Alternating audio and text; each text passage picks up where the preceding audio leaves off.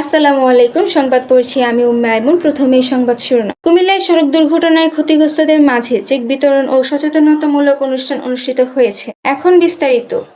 আজ শুক্রবার সকালে কুমিল্লা জেলা শিল্পকলা একাডেমি মিলনায়তনে যৌথভাবে এই অনুষ্ঠানে আয়োজন করে জেলা প্রশাসন এবং বিআরটিএ কুমিল্লা সার্কেল। অনুষ্ঠানটিতে প্রধান অতিথি হিসেবে উপস্থিত ছিলেন সড়ক পরিবহন ও সেতু রেলপথ এবং নৌপরিবহন মন্ত্রণালয়ের মন্ত্রী ও এমপি জনাব শেখ রবিউল আলম। তিনি কুমিল্লার সড়ক দুর্ঘটনায় ক্ষতিগ্রস্তদের পরিবারের হাতে বিআরটিএ ট্রাস্ট বোর্ড ও বাংলাদেশ রেলওয়ের পক্ষ থেকে আর্থিক সহায়তার চেক তুলে দেন। কুমিল্লা জেলা প্রশাসক ও জেলা ম্যাজিস্ট্রেট জনাব মোহাম্মদ রেজা হাসানের সভাপতিত্বে অনুষ্ঠানে বিশেষ অতিথি হিসেবে উপস্থিত ছিলেন রেলপথ এবং সড়ক পরিবহন ও মহাসড়ক বিভাগের প্রতিমন্ত্রী ও এমপি জনাব হাবিবুর রশিদ, কুমিল্লা ৬ আসনের সংসদ সদস্য জনাব মোহাম্মদ মনিরুল হক চৌধুরী এবং সড়ক পরিবহন ও মহাসড়ক বিভাগের সচিব ডক্টর মোহাম্মদ আজিয়াউল হক। অনুষ্ঠানে আমন্ত্রিত অতিথি হিসেবে আরও উপস্থিত ছিলেন বিআরটিএ চেয়ারম্যান জনাব মোহাম্মদ হাবিবুর রহমান, সড়ক ও জনপথ অধিদপ্তরের প্রধান প্রকৌশলী জনাব সৈয়দ মাইনুর হাসান, বাংলাদেশ রেলওয়ের মহাপরিচালক জনাব মোহাম্মদ আনিসুজ্জামান এবং highway police Comilla Rizwan, police super জনাব মোহাম্মদ শাহিনুর আলম খান। এছাড়াও মঞ্চে উপস্থিত ছিলেন কুমিল্লা সিটি কর্পোরেশনের প্রশাসক জনাব মোহাম্মদ ইউসুফ মোল্লা, কুমিল্লা জেলা পরিষদের প্রশাসক জনাব মোহাম্মদ মুস্তাক মিয়া, বাংলাদেশের সড়ক পরিবহন মালিক সমিতির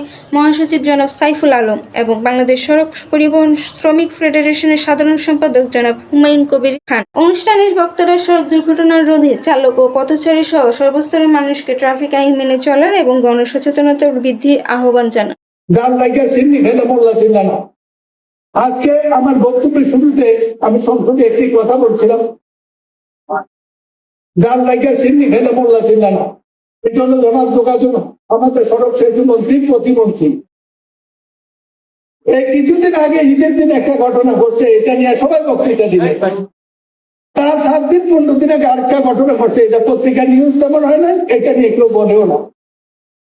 যে এই ঘটনা ঘটছে এখানে এই পর্যন্ত লোক মারা গেছে 1,03,000।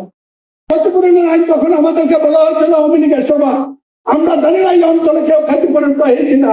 মালিক সমিতি শ্রমিক সমিতি কোনদিন একটি পদুয়ার বাজার কারো ব্যারিকেড দিয়েছিল, পদুয়ার বাজার ফ্লাইওভার কোথায়, এই রাস্তা আন্ডারপাস ওভারপাস নাই কেন? এই প্রশ্নগুলো একটু জবাব জাতির সামনে তুলে ধরলে আমাদের ইজ্জত রক্ষা পাবে। কারণ এই অপরাধে বিএনপি সরকার জড়িত নয়। যারা শিক্ষা দেয় তাদেরকে কে শিক্ষা দেবে? মাননীয় মন্ত্রী, আমি আজকে একটি প্রশ্ন করে আমার বক্তব্য শেষ করি। আমি জানতে চাই আহত নিহতের সংখ্যা কত? ঢাকা চট্টগ্রাম সড়কে কত টাকা খরচ হয়েছে? আন্ডারপাস ওভারপাস হয় নাই কেন? কারা দায়ী? জনগণ এতটুকু জানবে কিনা? তারা আজকে টাকা পাচ্ছে, কিন্তু গত 1 বছরে, গত 3 বছরে, গত 15 বছরে যারা এখানে সবুজ সমাধি হয়েছে তারা পায় নাই কেন? এই জবাব মালিক সমিতি মন্ত্রণালয় দেবেন কি? আলহামদুলিল্লাহ বেঁচে থাকেন, কত হবে লড়াইয়ের ময়দান। আজকে আমরা এখানে উপস্থিত হয়েছি যারা এই দুর্ঘটনায় মৃত্যুবরণ করেছেন, আহত হয়েছেন, তাদের পরিবারের পাশে দাঁড়ানো। আজকের এই সহযোগিতা বিশ্বাস করি হয়তোবা তাদেরকে পরিপূর্ণভাবে সহায়তা করা সম্ভব হচ্ছে না, কিন্তু আমরা শহীদ রাষ্ট্রপতি জিয়া রহমান, দেশপ্রেমী বেগম খালেদা জিয়ার আদর্শকে ধারণ করে আমরা বিশ্বাস করি এদেশের প্রতিটি নাগরিকের দুঃসময়ে এবং তাদের পাশে দাঁড়ানো রাজনৈতিক কর্মী হিসাবে আমাদের দায়িত্ব। আজকের এই অনুষ্ঠানে সম্মানিত সভাপতি উপস্থিত আছেন, প্রতিমন্ত্রী মহোদয় আছেন, এই এলাকার অত্যন্ত জনপ্রিয় এবং নির্বাচিত সংসদ সদস্য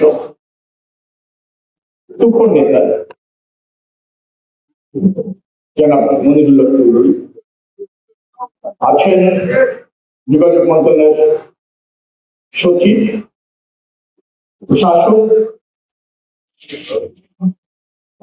পুলিশ সুপার, আরো একজন আছেন আমি যাকে চিনি, এই এলাকার একসময় জনপ্রিয় মেয়র, জনপ্রিয় নেতা